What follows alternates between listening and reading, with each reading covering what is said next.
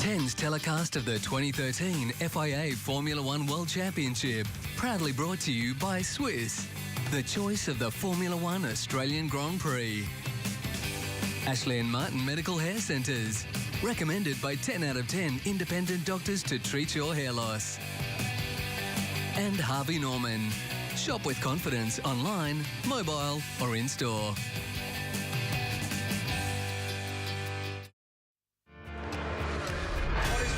To Formula One, we're about to see Kimi Räikkönen win once again. It's Kimi Räikkönen back on top. It's the checkered flag coming out for Kimi Räikkönen here in Australia. Räikkönen wins the first Grand Prix of the season and starts off with absolute perfection.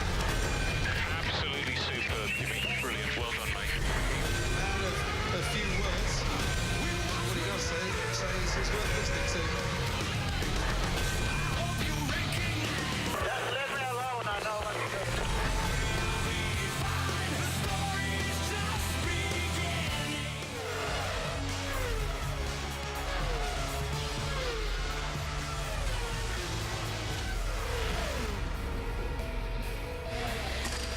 The talking point is weather, and rain has arrived, as many were predicting, ahead of the Malaysian Formula One Grand Prix, the 56 lap race coming your way. Less than 30 minutes to race start. They are live pictures coming through. Cars about to head to the grid for round 2 of the World Championship, 1 week after racing in the cool of Albert Park.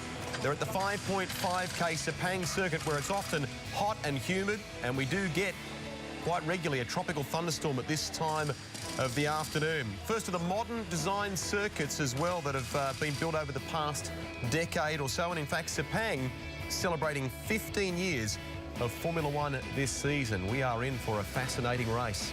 Hi everybody, Greg Rust with you. Welcome to our race day coverage. Before we get going, you'll hear from the Australian drivers Daniel Ricciardo and Mark Webber. We'll also get some news from our correspondent James Allen, who's trackside. We're joined for the broadcast though by the 1980 world champion in Alan Jones and Daryl Beattie. Daz, can we start with you? We saw the sprinkles coming in there a few moments ago. What's everyone been saying in terms of the forecast? Earlier in the week it was meant to be horrendous, wasn't it?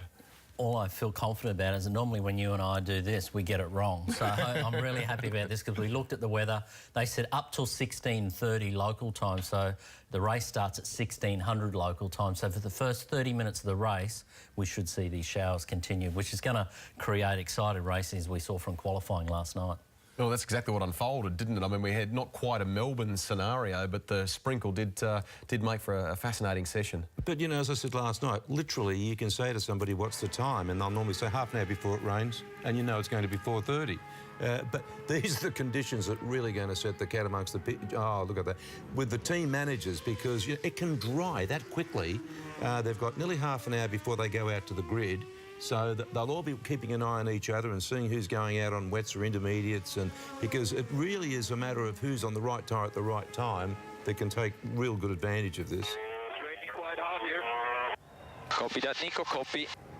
And what we see with this circuit, and we saw it last night in qualifying, is that it can rain in one particular part of the circuit and then move to another. So it dries in different parts, as Alan was saying there. That's the first time we've seen the wet weather tyre used so far this weekend with the different band around it compared to the intermediate tyre we saw in qualifying. Now, in the week since the Australian Grand Prix in Melbourne, many of you have asked about Mark Webber, what went wrong at the start. There have been some things written in the press, not necessarily accurate. What we thought we would do for you is to go and talk to Mark directly about it. Here's what he had to say. A lot of Aussies obviously a bit disappointed. I used to qualify in the front row in Melbourne. It didn't work out for you off the start. It's been cleared up now exactly what happened there. Obviously a problem with the ECU that meant that you weren't able to prepare for the clutch for the start like you normally would do. And I understand you've had an apology from the manufacturers. Yeah, no, McLaren have been good. Obviously, there's a lot of experts in Australian media that understood the situation better than anyone, as usual. So, yeah, but anyway, there's always a story here and there, and I think that McLaren were very, honest and open, and as you expect, good operators, and obviously apologise to the team and myself that, they had a faulty system there, which definitely put us on the back foot for lots of different reasons in the first part of the race there. Yeah, and it's water under the bridge, but actually it was a bit easier to swallow, the result in Melbourne. I definitely would have like to have for sure had a stronger result. We could have done from lap 20 to 58. We were strong once we cleared Jensen, you know, all the curve stuff. But I think that it would have been even harder to swallow knowing if we had a package to win the race, and ultimately we didn't. We didn't have a package to win. Seb had a clean Grand Prix, and Kimi and Fernando in the end were on a different page, especially Kimi. So a little bit easier to swallow when you have a slightly a rougher day. But you know, it's never nice to not get the maximum out of what you should get. I've known you a long time, covered your whole Formula One career. If you don't mind me saying so, you looked a bit overloaded by the time the race came around on Sunday. You looked a bit as though you'd had enough. You wanted to just get in the car and shut everything else off. Would that be accurate? I think I handled the weekend pretty well. I think it was the first year where I managed to get a room pretty quiet in the back of the garage, and just even moving around. Obviously, the paddock's a very friendly environment in Australia, but also, you know, everyone wants to talk to you and you know, take energy from you and that sort of stuff. So you've got to get that right. I think yeah, it is a long week, and you know, people do expect a lot of your time, and you try to give as much as you can, to be fair, but also to yourself. You know, ultimately, I think that you know, I performed on a reasonable level, actually, apart from obviously things that were you know, out of my hands. But yeah, it's really nice to come to Malaysia, walk into the paddock. You know, pretty chilled on the way in. You know, but the Aussie fans are great. You've got to be passionate to follow the sport down there in Australia. The atmosphere was awesome, and I'll tell you what was touching. You know, the in lap after the race. You know, the reception the crowd gave me was very good, knowing that we had a tough day. But so that was special. So deep down, the motorsport fans, you know, they're good soldiers, and yeah, I enjoy you know, racing this level, and there's going to be some really good results this year, and I hope they can enjoy watching them. And we'll bring you part 2 of that interview before the race gets going, where we talk more about Malaysia this weekend. Let's check out what happened to Daniel Ricciardo on his outlap just a few seconds ago. It appears to be raining, Daz, heavily in one part of the circuit. And As we were saying, Rusty, this is what happens with the circuit, but watch this.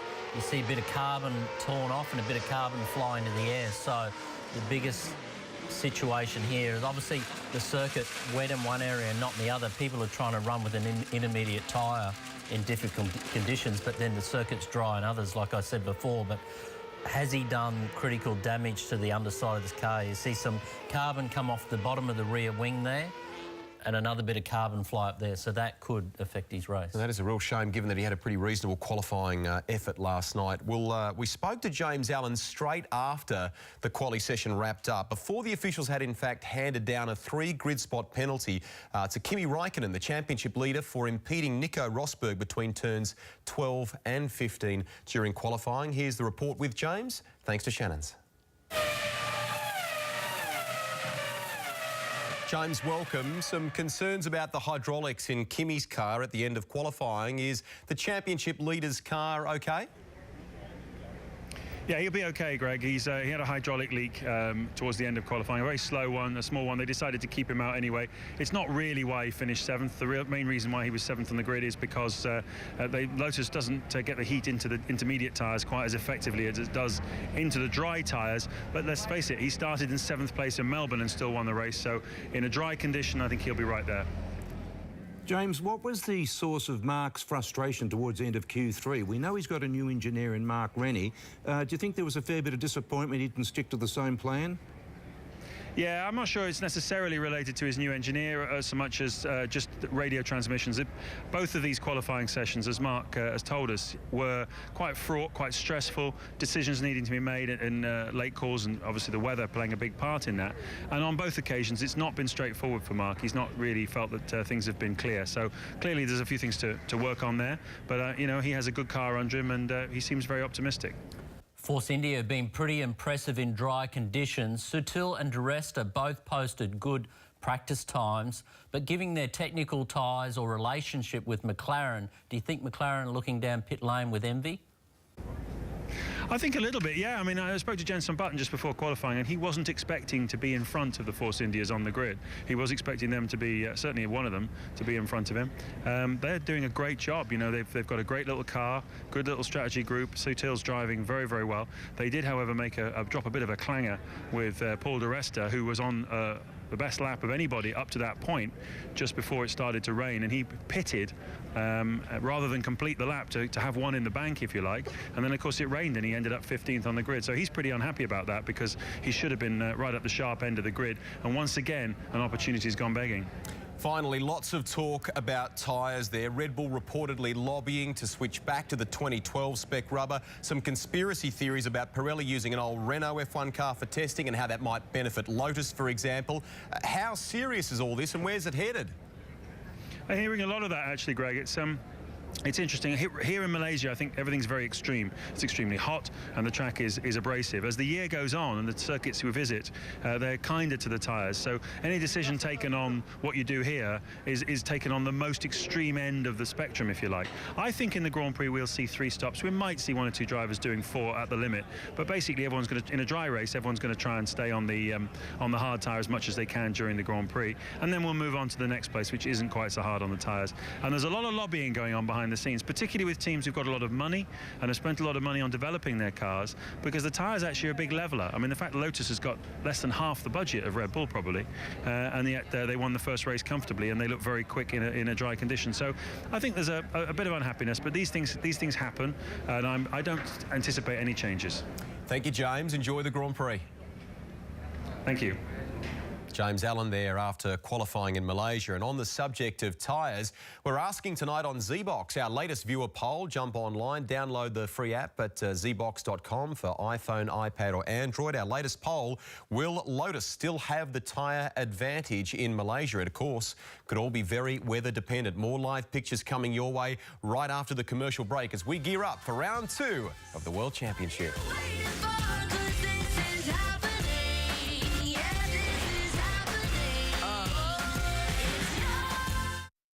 My name is Borat. I like you.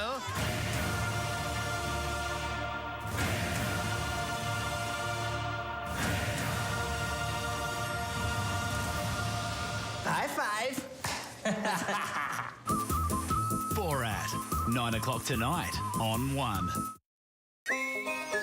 Enjoy the outdoors? Well, you'll be thinking about redoing your deck, and you know that Cabot's Aquadeck protects your deck for twice as long as traditional decking oils. Aquadeck's advanced dual technology allows oils to penetrate and nourish your deck, then creates a durable acrylic barrier. Clever stuff, huh? Cabot's Aquadeck goes on nice and easy. Ah, boys and their decks. Ah, Cabot's Aquadeck. Get decking. When I was a kid, I loved cars. Still do. The 57 Cadillac Eldorado Brougham was the most advanced car in the world. Cost more than a Rolls. Hand-built with a stainless steel roof, cruise control, electric seats, and would you believe, air suspension. American iron. It's a passion Shannons understand. That's why they insure my daily drive, the caddy, my bike, even the house. Call Shannons on 13 46 46. Shannons, insurance for motoring enthusiasts. Free yourself from phone line rental forever with naked DSL from iiNet. Why wouldn't you choose what's better?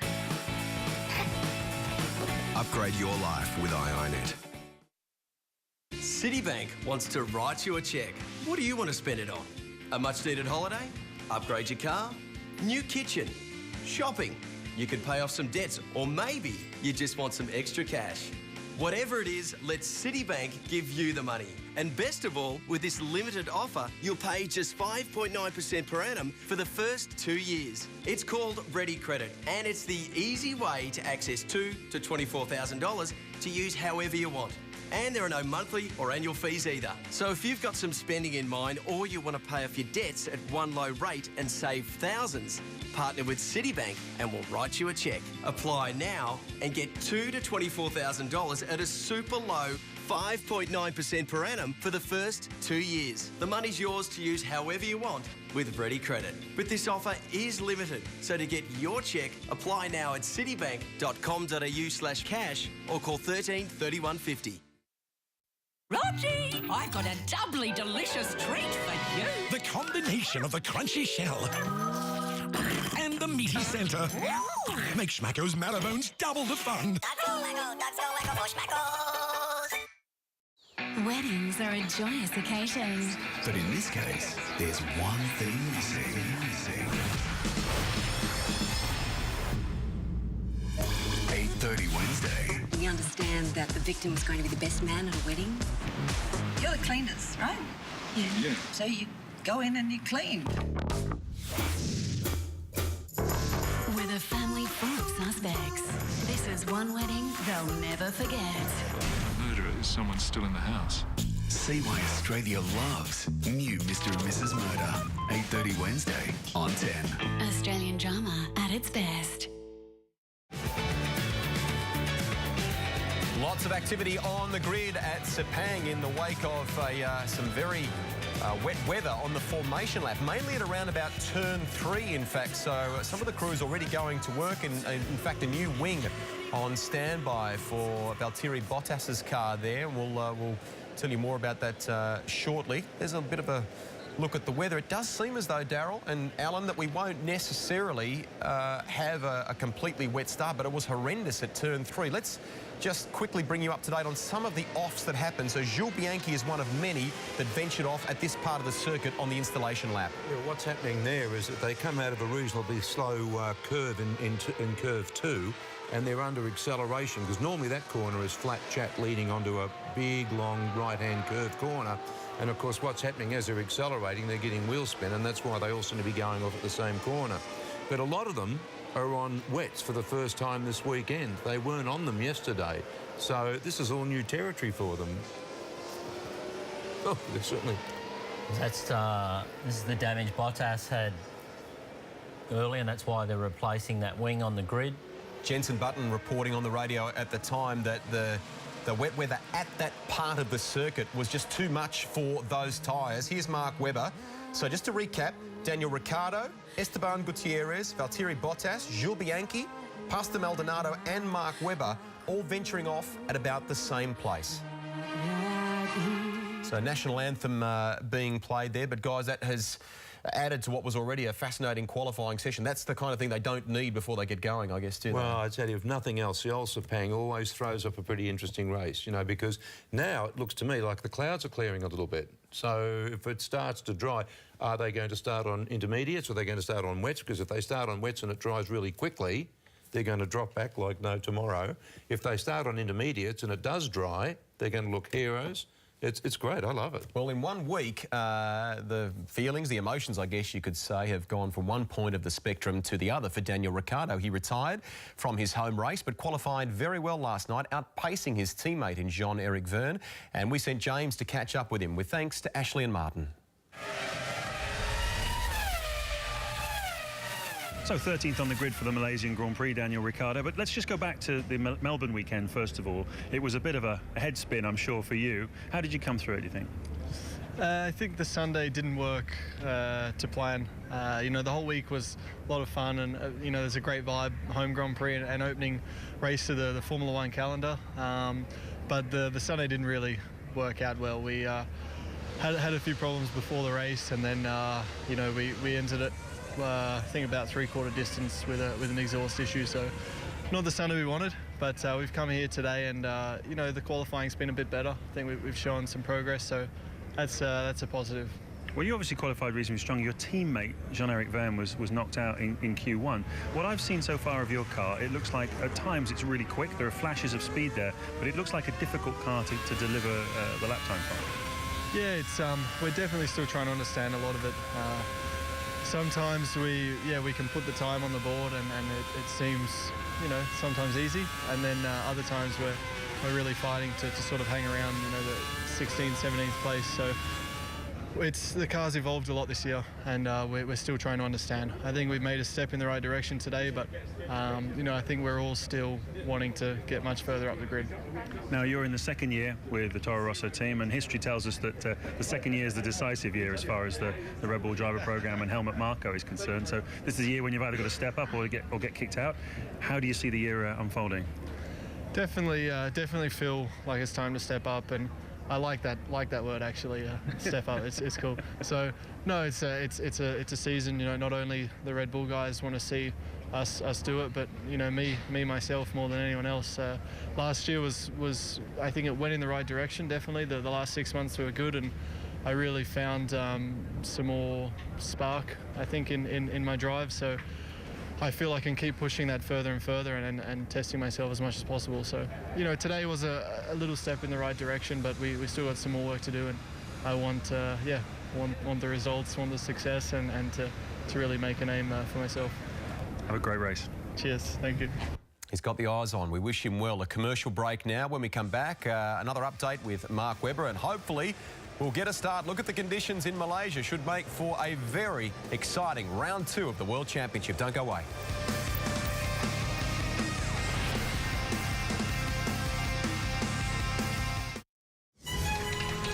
I've always believed the human brain is like an attic, storage space, facts. The human brain is like storage space, facts. My name is Sherlock. New Elementary. 8:30 tonight on 10. Come down to Repco for great Easter specials, like Jump Starter, a low $59. What a bargain. Seat covers and mats combo, the lot for under $15. What a bargain. Repco Easter specials. Don't miss out. Introducing the Superphone with a super-powered quad-core processor for unrivaled performance. Super smooth Q-slide. Run up to 3 apps on one screen at one time and fade easily between them. Super slick quick memo. Handwrite notes on any screen to easily share or save. This is the Superphone. This is the LG Optimus G on Telstra's super fast 4G network.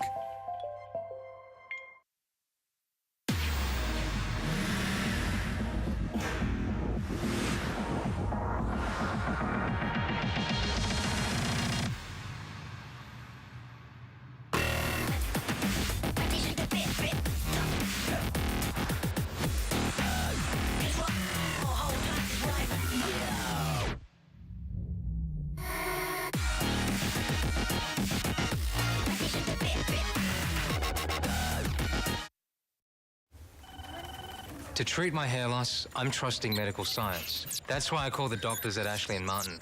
They're specialists in hair loss, and it's a proven medical treatment. So call today and enjoy the confidence tomorrow. We have a weapon of mass destruction coming into the United States. It wasn't an accident, sir. This was a terrorist act. George Clooney. Take the shot! Nicole Kidman. Take the shot! One's HD movie, The Peacemaker, 8:30 Monday. 10's telecast of the 2013 FIA Formula One World Championship proudly brought to you by Mercedes-Benz and the all-new A-Class, supporting Formula One and Mercedes-AMG Petronas. Petters, Tech, Check and Report, No Bull. And Shannon's, insurance for motoring enthusiasts. Call 13 46 46 for a quote.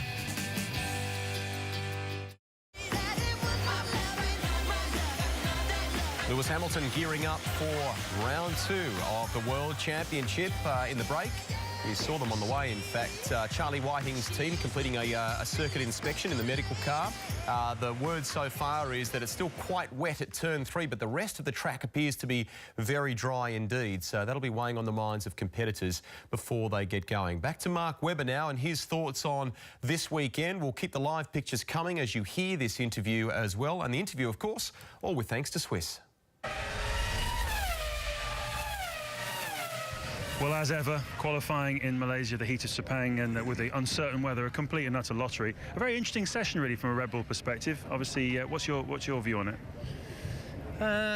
Well, it was pretty much going to plan until Q3, when obviously the heavens opened pretty heavily the back part of Q2. So that meant that Inters were in play for the last part of qualifying. So you know, for me, I think I played the right cards. Should have done exactly what I did a few years ago to get pole here, which was pit and go again. But in the end, I think we still definitely could have done a better lap than we did. We saving the tyres towards the end. But I thought I had more laps basically. So on the radio we had 2 time to go, and then I got the red light so at the end of the session. So anyway, that was it was quite stressful. We've had 2 qualifying sessions in a row. It's been very stressful on the radio, and easy to make little errors here and there for everyone. But in general, yeah, a bit disappointed. I think we definitely would have been nice to get more out of it. Knowing that you need to do the lap time at the end, and I did my lap time in the middle of the session, which is not when the track was at its best, and not when the session was at its best. So anyway, long race from here. Let's see how it unfolds. Still got some wet weather maybe tomorrow as well. So we've got more sets of inters. We've got a few sets of options and primes. So yeah, it's tyres again will be the story of the day tomorrow. Been a difficult weekend to read, really, all things considered, because Rosberg and Hamilton look very, very quick. If it had stayed dry, they'd have been a threat for pole. Raikkonen's been very quick at times. Sutil has been very quick in the Force India as well. Ferraris didn't look like they were there in the dry, but obviously they were in the wet. What's your read? Yeah, I think I agree with all that. I think someone like Adrian, who's pretty handy in the wet, doing very competitive times on the prime, on the hard tyre in dry conditions, and also pretty still strong on the option. And then if it's wets and he's nowhere.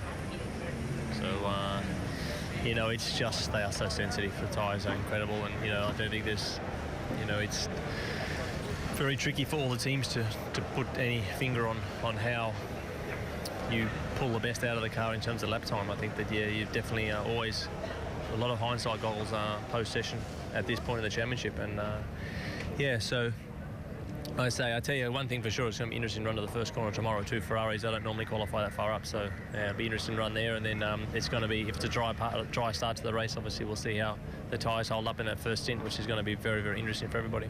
Well, one final question to you. You've had it kind of your own way the last few years in the Constructors' Championship, because you're both big point scorers, you and Seb, and the others haven't really been able to put it together. But we're already seeing that your old mate Felipe Massa is right up there with Fernando now. He's out-qualified him for the 4th race in a row. It's going to be a much tougher championship to win, this Constructors this year, isn't it? Yeah, they're had a good race in Melbourne, both of them up there. Qualifying so far for them has gone well here. Let's see how the Grand Prix goes. The big point is, as you say, Felipe seems to be back into a nice shape. Obviously, I think for me mentally he changed when the team made it clear that they wanted him, and he felt part of the team and felt hungry again and felt inside the system inside Ferrari. And as soon as he felt comfortable with that, then he was performing on a better level. Have a great race. Cheers. We're really enjoying the interaction via Z-Box as well. Thank you very much for that. 37% of you of that poll believe that Lotus won't necessarily have the tyre advantage. 37% say yes, they will still keep the tyre advantage. 49% say no, 15% undecided, and I guess that's got a lot to do with the weather. Massively, and when you look at the weather, just a quick update on their radar, they're saying still 40% rain up until 6 o'clock local time up towards the end of the race. So it's absolutely fantastic. You can't get a better situation. It's where the teams throw all their strategies out the window and they go racing. Well, they're saying that the circuit now is about 85–90% dry. Turn 3 is still quite wet. So I don't know. If it was me right now, I'd be starting on dries. Derek Warwick joins the stewards group for this particular race, the ex-Formula 1 driver and former World Sports Car Champion. For now, we join our commentators. Here's David Croft and Martin Brundle in the paddock. You'll also hear from Natalie Pinkham, and covering pit lane, the birthday boy, Ted Kravitz. And Jules Bianchi, who was impressing many down at Marussia. And whilst Guido van der Garde may have qualified last of the 22, his time 15 years ago for the first ever Malaysia Grand Prix would have been enough for pole. Shows you just how fast the cars have come and got in the last 15 years.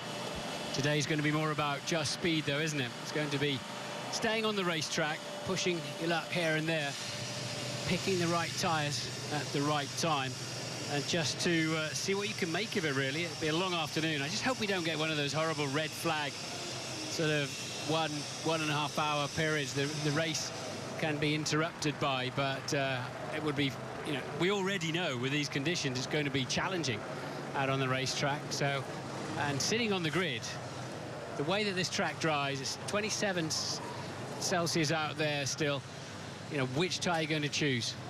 I've literally walked in the commentary box. I haven't seen a picture of the track yet. Have you? Has it dried out? I mean, you still see some water trailing across there. Yeah, when you slope down towards turn 3, that's where it's going to be very, very wet, and I think it's going to be Inters for the start here. And Martin, you know, a few of them might be keen to get the intermediate tyres on, given the tyre wear that we have seen on the slicks this weekend. Yeah, somebody might... looks like it's still spitting the rain out there as well. But intermediates then on Felipe Massa's on the front of the grid. That's the tyre we're expecting, I would have thought, most of them to start on. We're looking for a lap time around 1:50 for the cut-off point as to when we think they'll be going on to slick tyre. That's when the track appears to be dry enough. And Inters then for poleman Vettel too. And we await then the formation lap confirmation that the top 12 all starting on intermediate tyres. I haven't seen anyone brave enough to go onto the slicks just yet. And after Ricciardo and Gutierrez, Bottas and Maldonado, Webber and Chilton all went off at turn 3 on their laps to the grid, I'm hardly surprised. Now, some drivers have 2 new sets of Inters available, and some, like Vettel, who came in and to help him get on pole, only have 1 left. But in these, just even heading down, if you saw the track guide we did with Felipe Massa, even yesterday when the track was pretty wet, he still felt the need to go out and cool his tyres on that lap by trying to find a little bit of moisture on the drier areas. He's going to be a key player at the start, isn't he, Felipe Massa, because those Ferraris have been absolutely electric off the line, and it could well be that Sebastian Vettel finds himself swamped by the 2 prancing horses as he gets away on that 660 metre run down to turn 1. There's a real chance, if you're not on pole, to get ahead by the time you make the apex. You see why they're not on slicks through turn 3. You just can't keep the temperature up. It's like we saw in Melbourne last weekend. And then the rain always seems to come from this part of the racetrack, doesn't it? Yep. 5 and 6, and then 7 and 8, I would say, the turns that seem to catch the drivers out first. Plenty of spray around. It's not quite as bad as it was for the start last year, where we saw Romain Grosjean and Michael Schumacher spinning just on the exit of turn 4. Grosjean hitting Schumacher and Vettel having to take evasive action. But it's plenty wet enough. I'm sure the drivers are thinking, though, if it doesn't rain, you know, we'll quite quickly be in for slick tyres. Because as soon as you burn these out, they've got a shallower tread on them than the wets. So you've got more what they call land-to-sea ratio, more rubber to gap, if you like, or the tread as such. And therefore, intermediates do as they're supposed to, as it says on the tin, effectively, somewhere between slicks and wets. But whereas the Bridgestone used to really go almost cover both areas, you really have to get it right on these tyres. And interestingly, with this rain and with the cloud cover, the track temperature at the moment, 27 degrees. We have been as high as 45 degrees at various points over the weekend. So a massive change in the track temperature. We saw the Stampede back to the pits for the crews, all looking a little bit hot and flustered in their race suits, as I'm sure the drivers will be at the end of this race, where each driver can expect to lose up to 3 kilos in body weight. Such are the atrocious conditions inside the cockpit. The problem is they've preloaded, as I said, down on the grid for a hotter race than this. And the last thing they need is actually a red flag or something like that, or a safety car period, because it actually becomes an issue, and it's... There's a river of rain just off the racing line there and trickling across the track out of the final corner as well. Sebastian Vettel with the blue helmet, the rain spec helmet, making his way for the 2nd week running and for the 38th time in his career in Formula One to pole position. Fernando Alonso right behind him. That's the view from Lewis Hamilton's Mercedes, starting 4th on the grid. Nicole Scherzinger wondering why we always start at 4 o'clock, because it always seems to rain here in Malaysia. Like many other people, but it's much better if you're watching Formula One back in Europe. And hello everybody to listening and out on Fox Sports as well. Good to have you along. This should be a cracking motor race. Yeah, wherever you're watching in the world, it is time for 56 laps of the Malaysia Grand Prix. We're all slotted into the grid spots, and the lights are on. 5 of them. And it's lights out, and away we go. And it's a decent start from Vettel. Massa is starting to catch him, and Fernando Alonso straight. Lewis Hamilton ahead of Mark Webber, who's got a decent start here, as Alonso tries to pick his way round the outside and into turn one. It's Vettel from Alonso, from Massa, and Nico Rosberg and Lewis Hamilton almost side by side. Mark Webber on the inside could get caught out a little bit here, as Alonso, I think, touches the back of Sebastian Vettel's Red Bull, and now Mark Webber tries to squeeze past and does move up into second place. Cracking stuff from Mark Webber around turn two, and there's damage, I think, on one of the Ferraris. Yeah, Fernando Alonso from that touch that he got with Sebastian Vettel. Yeah, he's got something hanging along that side, but it's not holding him up at the moment. He's gone back around the outside, down into the braking zone of turn four. So Red Bull, that's badly damaged. He'll end up having to change that.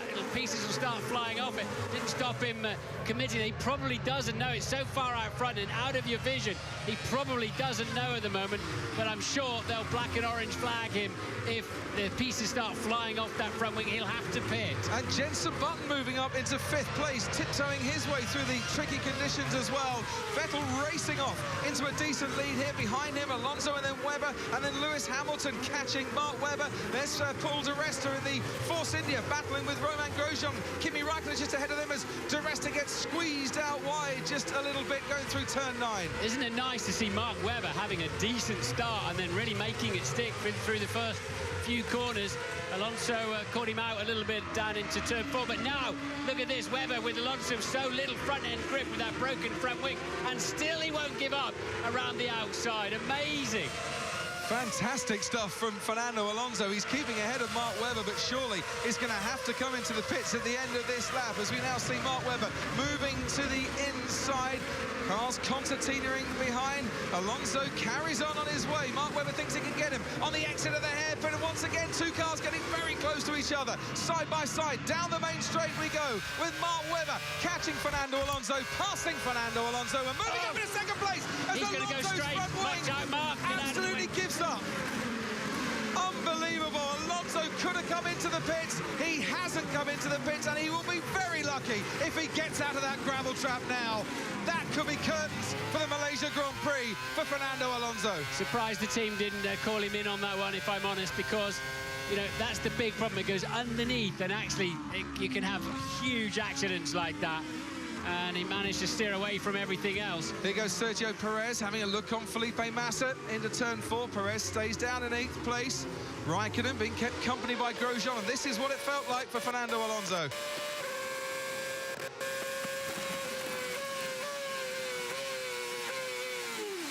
Yeah, and then he realised what's gone on. I wonder if he knew his front wing. He must have seen the sparks actually coming alongside him, and it's pretty terrifying at that moment.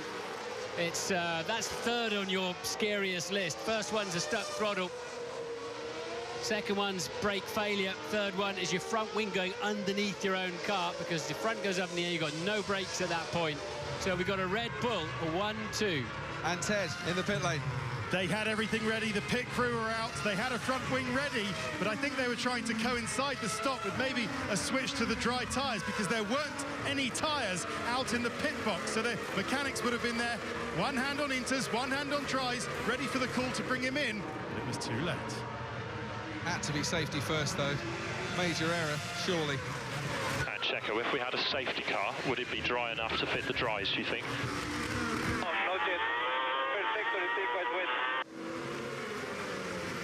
So Vettel leads. Alonso out at the end of the second lap. Sebastian Vettel has a 3.3-second gap between himself and his teammate Mark Webber. Lewis Hamilton running in third place ahead of his teammate Nico Rosberg. Then Massa and Perez, as you can see now. Jenson Button under pressure from Nico Rosberg in the Mercedes. Rosberg might have the inside line through turn 1. Button, if he can keep side by side, has got a better line through turn 2. But has he got the better traction coming out of it? It's almost like this is a slow motion replay. Such are the tricky conditions down at turn 2 and then turn 3. Button just about staying ahead as DRS is now enabled on lap 3 of this Malaysia Grand Prix. And Rosberg goes down the inside. Button trying to stay ahead. Surely Rosberg's going to get him now up the hill and over the crest. Just about, but Button hanging on in there before finally conceding that place. Rosberg had a better turn-in point. Jenson, I think, deciding to yield on that one. But he wouldn't let it go easily. Gave him a good fight down into turn 4.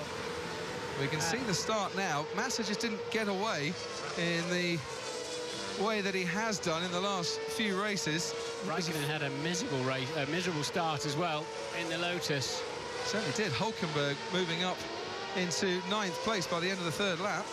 So let's have a look at this. Watch Mark Webber in 4th. Well, he's in 6th at the moment. He then turns that into 4th. 2 at the front. Alonso and Vettel very close together.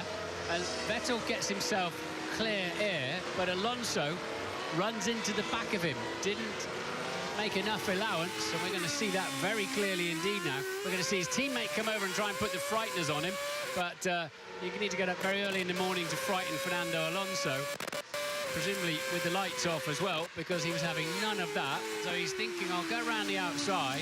Vettel squirts the throttle, gets away, and then Alonso just locks the left front. There's a lot of camber down there. It's a little bit clumsy from Fernando Alonso, it must be said. And this is Nico Hulkenberg. We mentioned Kimi Raikkonen's bad start. This is how Hulkenberg took advantage, racing past Raikkonen off the line. Further ahead, Jenson Button got a very nice start indeed as well. Sergio Perez on the right-hand side. Raikkonen then comes back at Hulkenberg, and everyone gets squeezed together, but he put himself in a great position, the young German here, racing, of course, in 2013 for the first time this afternoon. It's so easy to lose the front wing there. And then this is... So Webber's yet to come at him, and Alonso was doing a sterling job because half the downforce energy of that front wing was just going into the ground. It wasn't going into the chassis, therefore the suspension and the tyre. And still Alonso, as ever, wouldn't give up. But there's such a big chance of that front wing going underneath the chassis. I'm so surprised, Martin, he didn't come in at the end of that first lap. I'm surprised they didn't call him in, because you've got to remember, you can see absolutely nothing of your own front wing unless you catch a sight of yourself in one of the diamond screens set up for the spectators. And that's the last 3 race retirements for Alonso coming before he's completed 1 lap, as we watch a replay now. Kimi Raikkonen. Got a long way out there. Yeah, Toro Rosso, Daniel Ricciardo, and then Romain Grosjean on the inside of that as well. And Ricciardo holding 10th place under pressure from not 1, but 2 Lotus. At least Raikkonen staying ahead of his teammates. Down to you, Ted. Just came out to the back of the paddock to change positions. Fernando Alonso has just come in with his head down. What surprised me, David, is that he's normally the first one to say that the race is long. You have to make sure that you're there at the end. So to gamble like that and lose, it's just so un-Alonso-like, un-Ferrari-like. Certainly is, but it leaves Sebastian Vettel and Mark Webber out in front, 1 and 2 at the moment. From Lewis Hamilton, top 3 covered by 6 seconds. Nico Rosberg already saying that his tyres are starting to degrade in 4th. Okay, Sebastian, lap times are close to crossover. When you think you can make it round on dry tyres, let us know. Up to the driver on that call. Perez, last year's Sauber. Hulkenberg, this year's Sauber. And Perez, the inside line once again, but has Hulkenberg now got enough to squeeze his way past and move up into 7th place? He has by the time they make the exit out of turn 2, and Hulkenberg starting to make a move now. He's got Button and Massa just ahead of him, but he's now into 7th place. Behind Perez comes Adrian Sutil and Daniel Ricciardo completing the top 10. Perez for one moment thought he could take that place back again. Then comes Raikkonen and Grosjean, or Grosjean, and then Ricciardo, and then Raikkonen, and then Force India of Paul di Resta, who's down at about 13th place at the moment. Yes, Grosjean's just had a very good lap in terms of taking places. There's one of the places he took, because Kimi Raikkonen off the road was so lucky he didn't take the front wing off. May have also damaged some straights underneath. And this is Hulkenberg with a very satisfying moment from him, passing the McLaren, the seat he took over from Perez. And Hulkenberg, we know he did a very good long run on Saturday morning as well, yesterday morning in third free practice. So he is looking pretty good there. But look how he's catching Felipe Massa as well. We'll take a commercial break here and come back with more from Sepang right after this.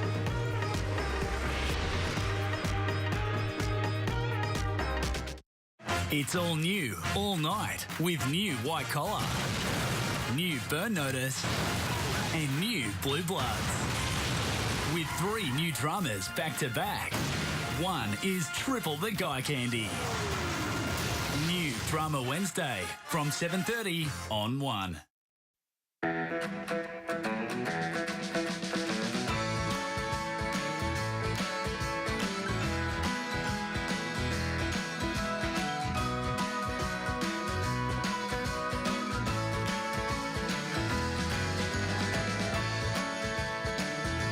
got a long way to go.